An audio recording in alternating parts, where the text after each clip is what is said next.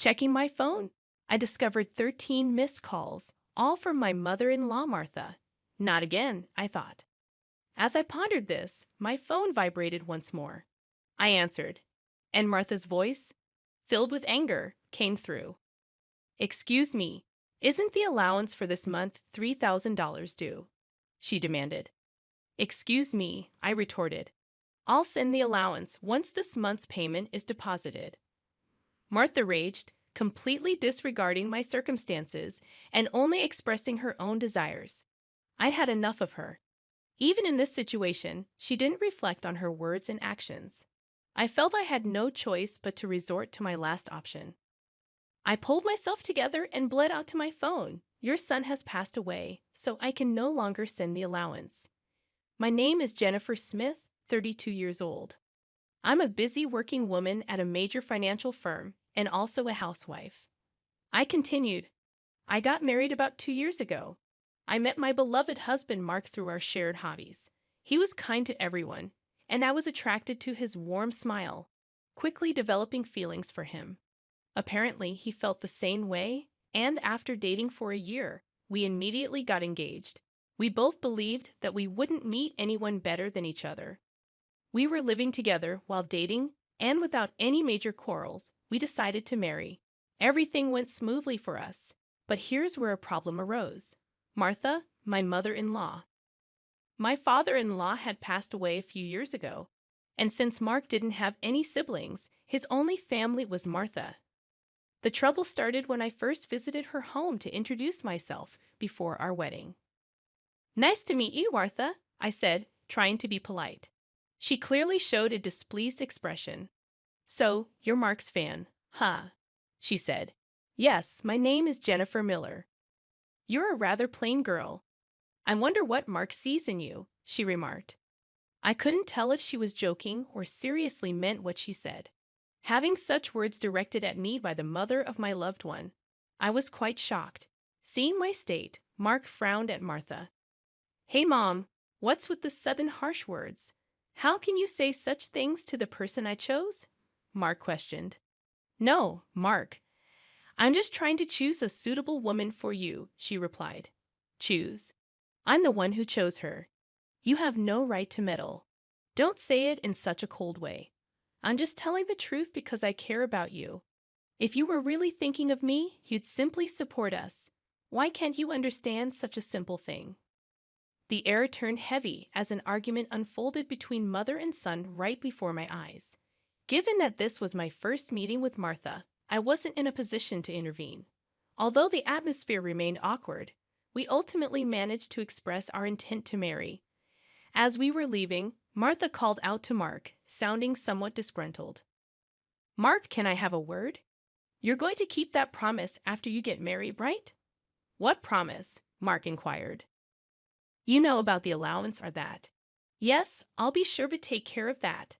Can we not discuss it here, please?" Mark seemed uncomfortable, and the atmosphere between my husband and his mother was tense, thick with discomfort in the car on the way home. I approached Mark to address the lingering concern that had been bothering me.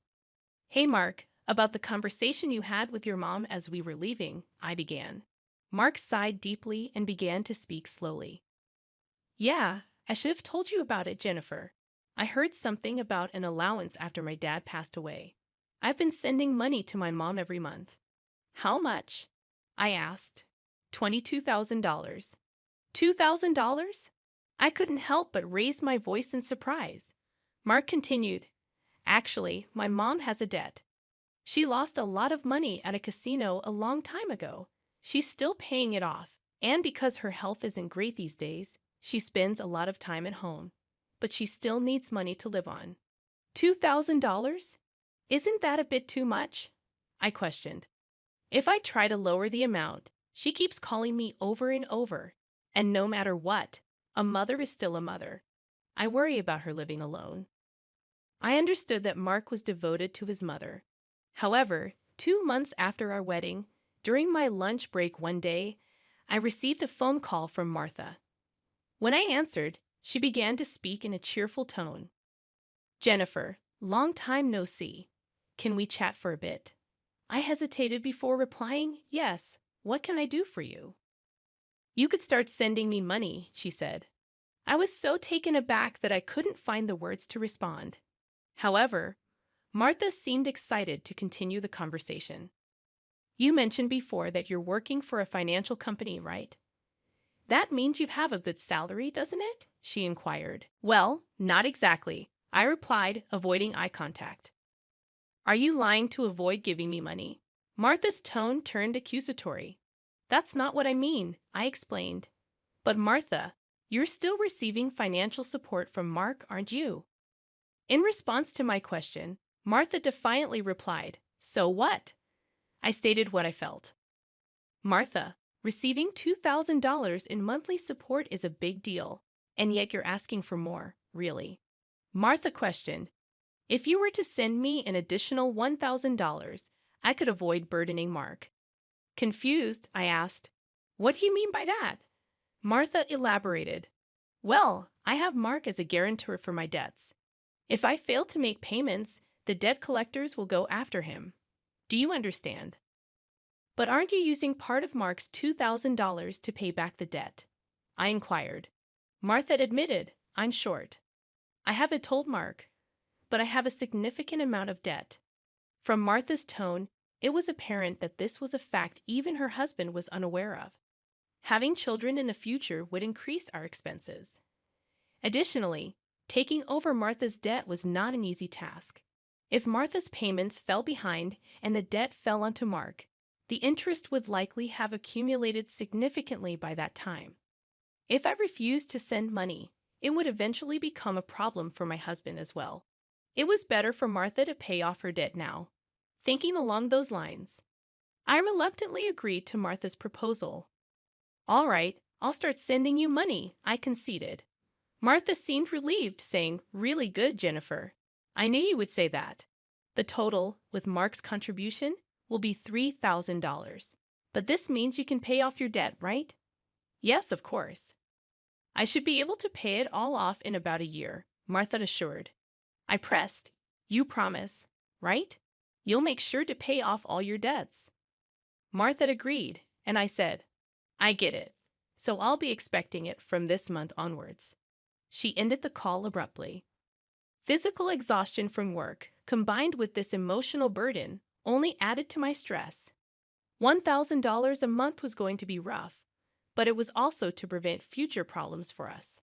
After all, if Martha couldn't make a living, it would upset Mark as well. That night, I promptly reported the matter to my husband. He listened attentively and said I didn't have to do this, but I had already given my word to Martha, and it was a decision made for our future well-being. Mark expressed his gratitude and understanding, even as he maintained a sorry expression throughout. Time flew by, and 2 years had passed since then. The financial aid we thought would end in a year was still ongoing, and even now, we were transferring $3,000 every month to Martha. What's more, about 2 months ago, Mark fell ill and has been unable to go to work. He's on sick leave, so he's receiving disability benefits, but it's a mere pittance compared to his previous salary. Last month, I managed to transfer $3,000 to Martha from my savings, but it would be very challenging if this situation continues. Unbelievably, Martha has not once come to visit her sick son. We have told her about his hospitalization, but she doesn't show up to see him and only contacts me to ask, "You're still sending the money, right?" I was so angry that I decided to confront Mark about the issue. "Mark, don't you think it's wrong that Martha is only concerned about money, even though you're in such a state? We need to think seriously about what to do going forward," I said. Mark agreed, saying, "Yeah, I've been thinking the same thing. I don't want to put more strain on you, Jennifer. This month, too, she's been bombarding me with calls and messages, asking if we sent the money yet. Are you serious? How can she only think about money when her own son is sick?" Mark showed his anger at his mother, his face slightly tense. Then, as if he had an idea, Mark exclaimed, "That's it," and wore a sly grin. "What is it, Mark?" I asked. "Well, this is our last resort. I've come up with something good for my mom," Mark suggested. What Mark proposed was a plan I could never have imagined. Although it could be called inappropriate, it seemed to be the only way to make Martha understand. A few weeks later, Mark was discharged from the hospital. Martha didn't reply to any of our messages, so we didn't tell her about Mark's discharge in the last 2 weeks. Martha's relentless demands for money had reached a point of absurdity. It seemed pointless to continue sending funds to a mother who showed no concern for her son. While Mark and I were enjoying a cup of tea, my phone buzzed with a message. Upon checking, I found 13 missed calls from Martha. As I pondered this, my phone vibrated again, signaling another call from her. "Hello," I answered, turning on the speaker microphone so that Mark could hear. Martha started shouting immediately. "Listen, where's the $33,000 for this month?" "Excuse me, that's right. The money for this month hasn't been transferred yet," I replied. I began to explain Mark's situation, but she interrupted, showing no empathy. "I don't care if he's in the hospital or whatever. It's none of my business. You're working at a good place, right? You must have plenty of savings. Hurry up and transfer it here," Martha shouted angrily. Incredibly, she went on to say something outrageous. "Listen, since you married Mark, if he can't pay, you have to pay me. Understand? If you refuse, I'll make you the guarantor. Got it?" At that moment, something inside me snapped. She was openly displaying her desires without considering our situation at all. I had reached my breaking point. I firmly declare into my smartphone, "Mark has passed away. I can't send you any more money." At these words, Martha blurted out, baffled, "What?" Yes, this was the last resort that my husband suggested, to lie to Martha about Mark's death and observe her reaction. If she showed any sign of sadness, if she reflected on her behavior and apologized, we would continue to support her financially. But if she didn't reflect, if she demanded money, we would cut ties completely. Deep down, I thought that even a money-grubbing woman like Martha would deeply reflect on her actions if she were told that her own son had died. However, the very next moment, Martha burst into loud laughter. "Yay, what's so funny?" I asked. "Well, isn't it obvious? If Mark is dead, that means his inheritance will be distributed to me too. Excuse me, I've been looking into it since I heard that Mark was sick. Listen here, 2/3 of Mark's assets are yours, but 1/3 is mine." I was at a loss for words. I never thought that when she first heard her son was sick, she wouldn't look into treatment, but rather into how the inheritance would be divided. My anger surpassed. I was simply dumbfounded, and my husband appeared to feel the same way. As our eyes met, he slowly nodded, signaling to continue with the plan. I once again addressed Martha in a strong tone. "Martha, did you hear what I said? Mark is dead." "I heard. What about it? Aren't you sad your own son passed away before you?" She callously responded, "You just make sure to send me. I won't let you get away with not doing it," I exclaimed. However, with a click, the phone line was abruptly cut off, and a dial tone echoed. Glancing at my husband, I saw that he was visibly shaking with a face red with anger. "Mark, are you okay?" I asked. My husband looked into my eyes and said, "I'm cutting ties with her. She'll likely come here eventually, demanding my money. Let's wait until then, okay?" "But are you really okay with this? Cutting off ties just like that?" I inquired. "Yeah, I have no regrets. After that call, she's no mother," my husband replied, his eyes filled with hatred, and I felt the same way. A person who only thinks about money over her own son's life is not family to me. A few days later, as we expected, Martha came to our house. For the time being, I decided to hide my husband in the next room and deal with Martha myself. She approached me with a face like a demon. "Hey, give me Mark's inheritance right now," she demanded again. "With that, anything else to say? He's already dead, isn't he?" "It's pointless to say anything now," I retorted. "Yet you never even visited him. What are you saying? Are you really his mother? You're so annoying. Give me the inheritance right away. I don't mind dating a lawyer," Martha persisted. Speaking more would be a waste of time, I thought. Just as I thought that, my husband emerged from the next room. Seeing him, Martha let out a startled gasp, as if she had seen a ghost. Mama. Mark said, "YW dead? Long time noy, Mom sorry, but the news about my death was a lie," Mark explained. A lie? How could you be so disrespectful?